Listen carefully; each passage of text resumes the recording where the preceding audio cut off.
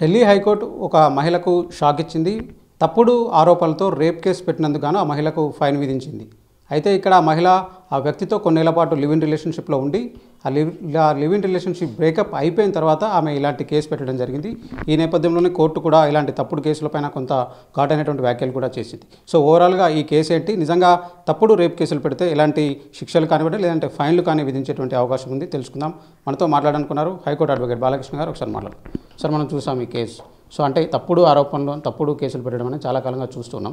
యాక్చువల్గా ఈ కేసు ఏంటి, ఇట్లా ఫైన్ విధించడం ఎట్లా ఉంటుంది, అంటే ఏ బేసిస్ పైన ఫైన్ విధిస్తుంది? రైట్, దాదాపు ఒక 15 నెలల పాటు వీళ్ళు లివ్ ఇన్ రిలేషన్షిప్లో ఉండి ఆ తర్వాత విషయం వికటించిన తర్వాత ఈ లేడీ ఆ వ్యక్తి మీద సెక్షన్ 69 కింద ఎఫ్ఐఆర్ రిజిస్టర్ చేయించారు. ఏంటి సెక్షన్ 69 అంటే, పెళ్లి చేసుకుంటాము అనేటువంటి ఫాల్స్ ప్రామిస్తో సెక్షువల్ ఇంటర్ కోర్స్ చేస్తే అది సెక్షన్ 69 ఆఫ్ భారతీయ న్యాయ సంహిత ప్రకారం ఒక అఫెన్స్. దాని నిమిత్తం దాదాపు 10 ఏళ్ల పాటు జైలు శిక్ష ఉంటుంది. 7 ఏళ్ల పైబడినటువంటి అఫెన్స్ కాబట్టి ఇమ్మీడియట్గా అరెస్ట్ చేసి రిమాండ్లో కూడా తీసుకుంటారు.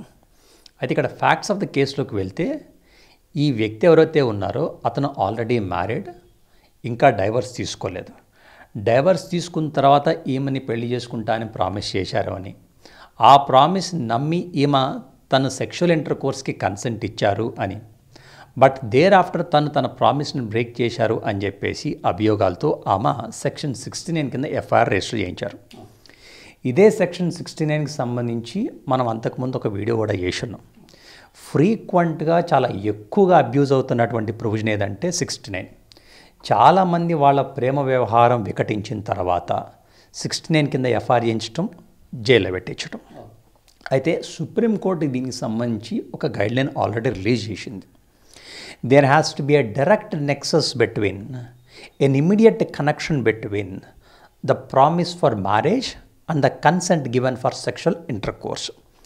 అంటే కేవలం ఆ ప్రామిస్ని బేస్ చేసుకుని ఆ ప్రాతిపదికన తను కానీ తన సమ్మతి తెలుపున్నట్లయితే అప్పుడు మాత్రమే ఈ సెక్షన్ 69 అనేది వర్తిస్తుంది. అలా కాకుండా వాళ్ళు ఒక లవ్ రిలేషన్షిప్లో ఉండి ఆ రిలేషన్షిప్లో భాగంగా ఫ్రీక్వెంట్గా సెక్షువల్ ఇంటర్ కోర్స్ జరిగి ఎప్పుడైతే ఈ లవ్ రిలేషన్షిప్ స్ట్రెయిన్ అవుతుందో ఆ తర్వాత 69 ఇన్వోక్ చేయటం అనేది సరికాదు అని, అలాంటివి ఇన్వోక్ చేస్తే దాన్ని క్వాష్ చేయమని కూడా సుప్రీంకోర్టు చెప్తుంది. అయితే ఈ పర్టికులర్ కేసులో ఏమైందంటే, సెక్షన్ 69 ఇన్వోక్ చేసి తర్వాత వీళ్ళు ఒక కాంప్రమైజ్కి వచ్చేసి ఒక క్వాష్ పిటిషన్ ఫైల్ చేశారు. కంప్లైంట్ అంటే ఫిర్యాదుదారే మేము వాపస్ తీసుకుంటాం, మేము ఫర్దర్గా పర్సూ చేయడానికి ఇంట్రెస్ట్ లేదు అని చెప్పి. సరే, కేసును క్వాష్ చేస్తూనే కోర్టు ఆ మహిళకి ఆ కంప్లైంట్కి భారీ మొత్తంలో ఫైన్ విధించడం జరిగింది. ఎందుకు? తప్పుడు కేసు ఫైల్ చేసిన ప్రతిసారి జరిగే డ్యామేజ్ ఏమంటే, క్రిమినల్ ప్రాసిక్యూషన్ మిషనరీ అవ్వచ్చు, న్యాయస్థానం యొక్క అమూల్యమైన సమయాన్ని, రిసోర్సెస్ని జెన్యూన్ కేసెస్కి వాడేటువంటి అవకాశం కోల్పోతున్నాం. అనవసరమైనటువంటి టైం వేస్ట్.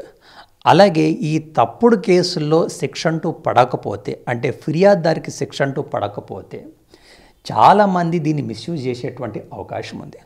సో ఎవరైతే క్రిమినల్ మషనరీని అబ్యూజ్ చేస్తారో, మిస్యూజ్ చేస్తారో వాళ్ళకంటూ ఒక డెటరెన్స్లా ఉండాలి అనేటువంటి ఉద్దేశంతో ఈ మహిళకి భారీ మొత్తంలో ఫైన్ విధించడం అనేది జరిగింది.